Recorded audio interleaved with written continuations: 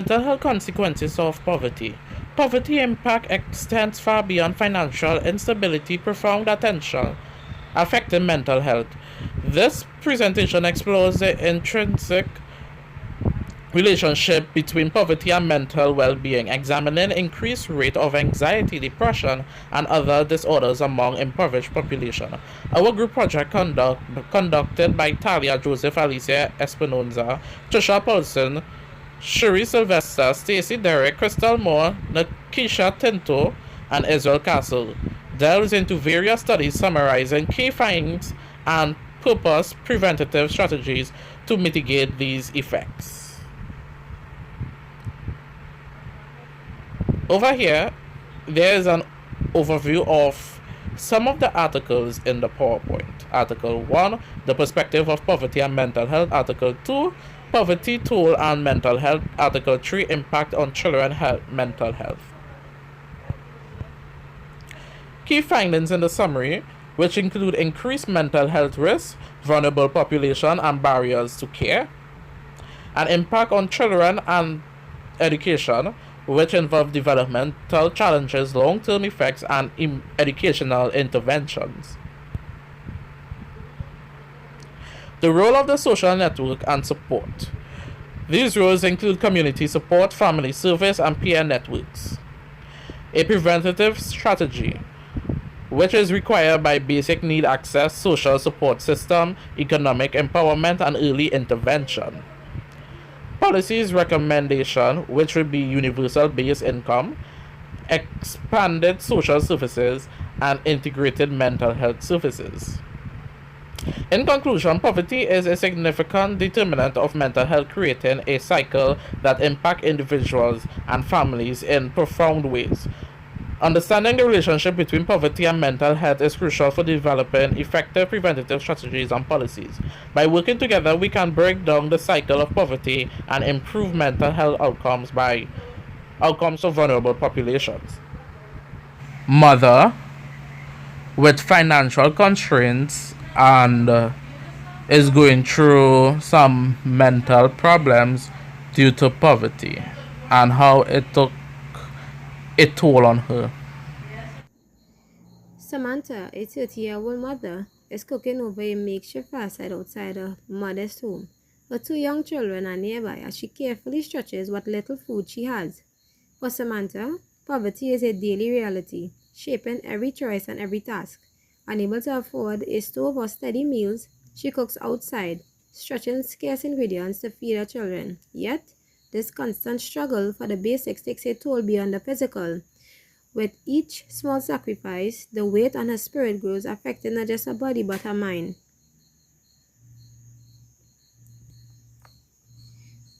Samantha lies, worn out, on a bed, eyes vacant, lost in thought. Her two children approach, trying to engage her with smiles and gentle touches, but she remains still, her gaze distant and unfocused. The burden of poverty extends beyond the lack of resources, it reaches deep into Samantha's mind. Days blur together under the weight of hopelessness and depression, takes hold and pulling her away from those she loves the most, her children. Samantha sits at a humble chair with her children, her daughter approaching her with a stack of bills. Her face is tight-lit with worry and her breathing shallow as anxiety floods over her. Living in poverty means that every envelope, every bill is a reminder of the impossible decisions she must make. Anxiety becomes a constant companion, gnawing at her peace of mind as she wonders which basic needs she can afford to meet. The financial stress is relentless, a cycle that traps her in a state of fear and exhaustion with little relief in sight.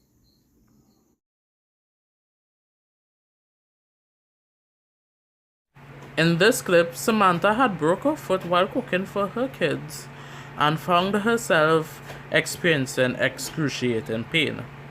She took herself to the local health center for help and ended up finding out way more than what she went for. So Samantha, how are you? Not too good these days. Not too good these days. I just want to look at the foot, right? What happened? I'm trying to build a fast, right? To cook some food for my children and I fall and I twist my ankle.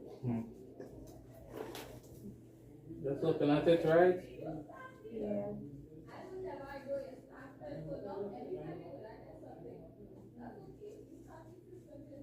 Okay, so we're getting doctor to look at it and then we'll do other stuff to it, right? But while looking at it, I realize you're looking a little disheveled. So before we see body foot, I want to ask you some questions about you, right? Is that okay? Oh, you can look at me, you don't look at me. You seem a little worried. How have you been sleeping? Well, I can't sleep properly. I just feeling like I'm failing my kids. I try to focus, but my mind is just wander off. I realize because I noticed that you seem a little disheveled and withdrawn, right? And that's really important to recognize. Let's talk, let's look at your mood and thoughts on a scale from 1 to 10. How would you rate your mood these days? Maybe at 2. Maybe a 2? I've been feeling so overwhelmed and just so hopeless. Oh, okay. But I think I think it's stop. like you're experiencing a lot of stress, and these challenges can lead to feelings of depression and anxiety. It's important we address this too. How would you describe your relationship with your children? Do you feel you have support from anyone? God, I don't have the. I hear you. It sounds like you've been experiencing some intense feeling. Have you any thoughts on hurting yourself? Feeling like you can't go on? I haven't had any thoughts about hurting myself, but I just feel like giving up sometimes because it's real hard. It's real hard. Can you tell me the current month and year?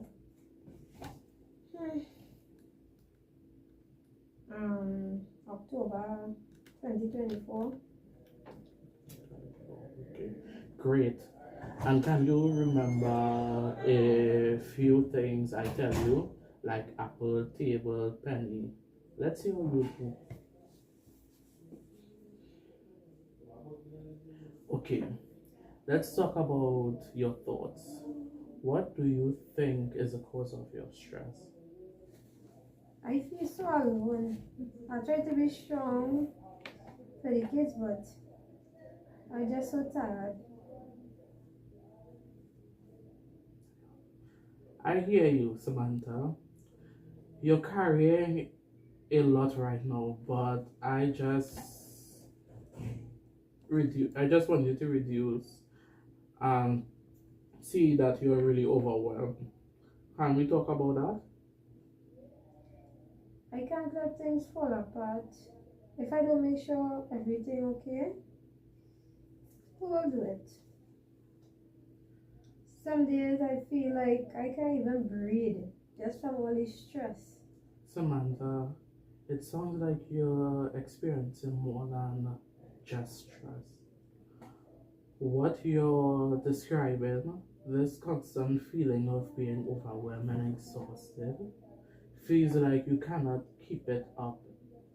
It might be depression or anxiety. Depression? But I thought life was just being hard. I don't have time to be depressed. I understand, but depression and anxiety don't always look like what you think. Depression isn't just sadness, it's feeling hopeless, tired, and like you're losing over everything. Anxiety is that constant worry and feeling that something bad is always around to come. That's how I feel every day. Like I'm drowning. Exactly. It's not just because life is tough, though that doesn't help. When you're dealing with That level of stress, it can trigger mental health issues like depression and anxieties. Have you noticed any other changes? If I can't sleep properly, I feel like I'm feeling it turn. Mm-hmm. And it's like when I try to focus on the simple things, like my mind just wandering, just straying. Mm-hmm. That depression at work too. It's not just emotional, it affects your body and mind. It can make you feel like you can't keep up with even the smallest task, and it makes everything feels heavier. I just thought I was being a bad mother. No, you are not. You are not. You are not being a bad mother, Samantha. You're doing your best, but you need help. Just like you come here for your food, you need to take care of your mental health too. But how? I don't even have money for therapy. I don't even have time for that. There are some free mental health services in the healthcare centers, counseling, support groups, even social workers who can help you with situation. You don't have to do this alone anymore. You really think that will help me? I know it will. I can refer you to and will take it in steps by steps. You have been so strong for your children. Now it's time to take care of yourself. Or my head's still going. Yeah.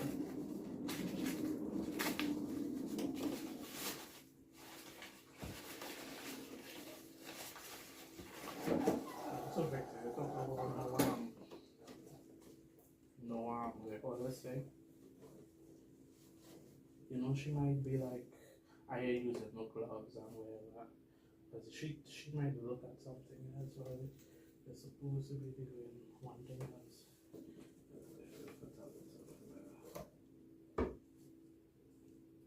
There's what I take it anymore. What I meant, what they really study not even. You want that?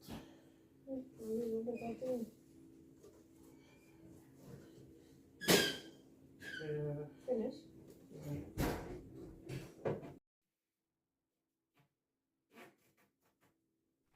In the end, Samantha was able to get her foot banded up and get the help that she needed from the nurse provided by the local health center.